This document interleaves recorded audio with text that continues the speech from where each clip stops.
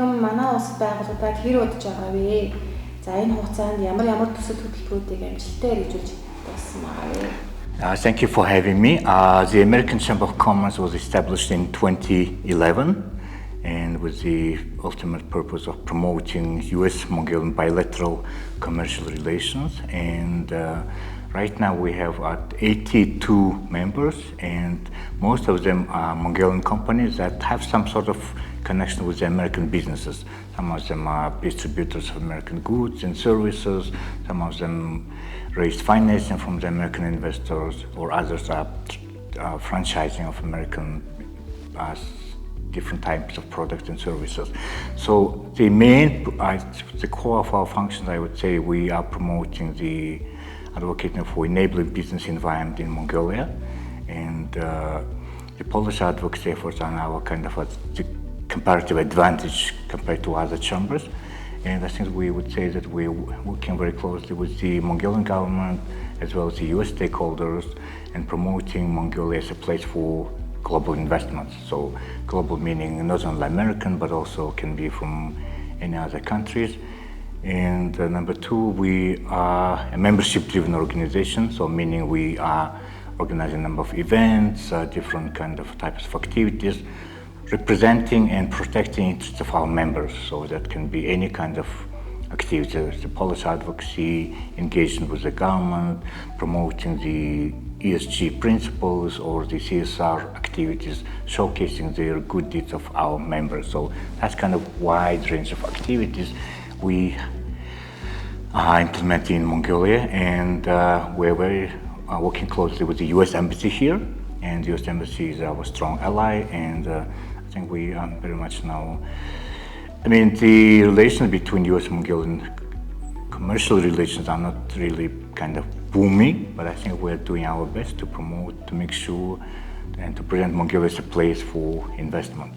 Америкийн нэгдсэн улс Монгол улс хоорондын бизнесийн түншлэл хэр хөгжиж байгаа вэ? Yeah, like I said, the commercial relations kind of gradually developing, and there are a number of, I would say, challenges. So number one would be Mongolia always considered a small market. It's a remote area, destination. It's a landlocked place, and on top of that, there are many issues related to the Mongolian government missteps in terms of legislation, in terms of regulation. So I think that's really the challenges. But nevertheless, we're always saying when we go to US and meet with American investors and American decision makers, we would always say, if you invest, for example, $1 billion USD into China, nobody will notice it. But when you invest $1 billion US in Mongolia, you can instantly see the change, because Mongolia has such a young, vibrant, skillful labor force, very favor to technology, new management practices, new products. So therefore, suppose I always give an example of, let's say, Starbucks coming into Mongolia. So if Starbucks came to Mongolia, I would say it will sweep away the current kind of coffee shop markets, for example, because the young, eager to learn new things, young people, very Western educated, and that want to learn kind of new things. I think they would be really like to enjoy the Starbucks or whatever American goods and services. So I think from that point of view, we're always promoting that Mongolia, there are opportunities for doing business in Mongolia, and despite all the challenges. And from American Chamber of Commerce point of view, every year we take our members and we go to the US and what is called Donok. So probably you'll see there's a big picture of our Donok on this wall.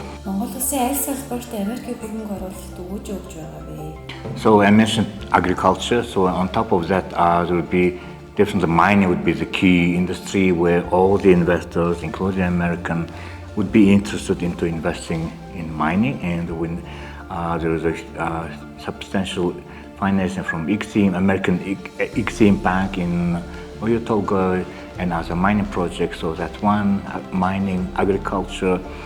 There is some interest from American business in renewable energy, because Mongolia has so much sun and wind, so there's a real potential for renewable energy sector. One of them is involved in renewable energy, another one working in the energy governance projects. So I think there's a number of American companies interested in renewable. So I would say these three ones, mining, agriculture, renewable energy, would be the three most interested by American investors industries. And speaking of energy, I think energy would be the strategic sector for Mongolia, because we, as American Chamber of Commerce, advocating for energy independence of Mongolia, because we're so much dependent on two neighbors on this, and really we would say that there's a real need for bold energy sector reforms to make energy sector more competitive.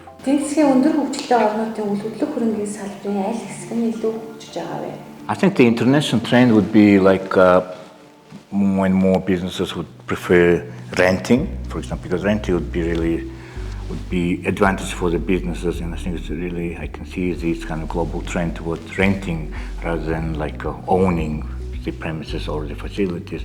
So I think from that point of view, we would say that our member EcoTower is one example where they renting offices, and I think we as Samsung are very much proud to be located in this Eco International Tower. I think that's one of the examples that we as an organization also moving toward.